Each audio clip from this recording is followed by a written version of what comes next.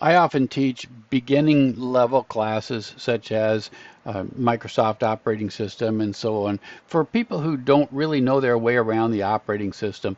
And sometimes I find students have trouble knowing how to get a good screenshot, and particularly in Windows, here is a good way to get a good screenshot. So I have here a window, and it's a PowerShell window, and I've done a get computer info command, and then I've got some output down here below it. It actually goes on quite a ways. I want to get a screenshot of this just to show that I knew how to use the get computer info command and what it might show me.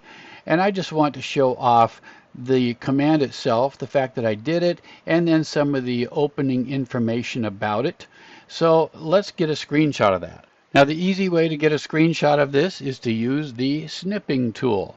So I'm going to go down here either to this little search bar down here or the start button. I'll use the start button this time, and I'll just type snip, S-N-I-P. And here is the snipping tool. I'll click the snipping tool, and now this little window comes up. I'm going to click new. And you'll notice the screen will kind of go gray here. I hope that shows up on the video.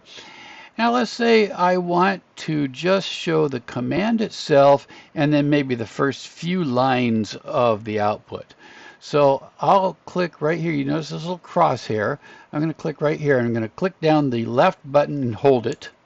And now I'm going to drag what I want to show. Let's say I just want to show this little bit so the reader, so the professor, for example, can see what version of Windows you have and information like that. So I'll just let up on the button, and that will take a snapshot of it. You may or may not get this window. You may get a little pop-up down here in the lower right corner. It depends on the setup of your computer, but I don't really care about that. This is already on the clipboard. In fact, I'll just minimize this window. I'm going to go into a document now. Let's open up a new Word document. With my Word document open, I have various ways to paste this back in. I can use the paste button over here, or I can right click and go down to paste here, and you can see what it would actually paste if I clicked it.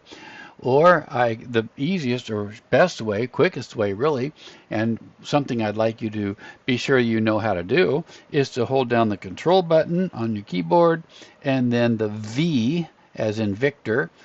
Click the V button, and there is that portion. Now it's best not to try to do too much. So for example, if I go back here and open this window back up, let's say that I just decided to do an entire screenshot. So what I'll do is I'll hit the print screen button on my keyboard, and then I'll go paste, go back here. I'll just press enter here to go down to another line, and control V to paste it. Wow, you see what happened here? I've got this humongous, well, first of all, it shows my other screen because I have two screens, and then I've got this little teeny tiny print that I cannot read. As an instructor, I would have to go and blow this thing way up until I can maybe read that. Okay, now I can kind of read it, but that's very difficult. Whereas this other one, let me go back down to normal 100%. This other one, I'll get rid of that, is easily readable by me. So you don't want to cover more information than you need to cover. One last thing, it's good practice, although may not be required by every instructor in every class, but it's very good practice to title this thing so that as a reader, I know exactly what you're trying to show me. So let me put down here the get computer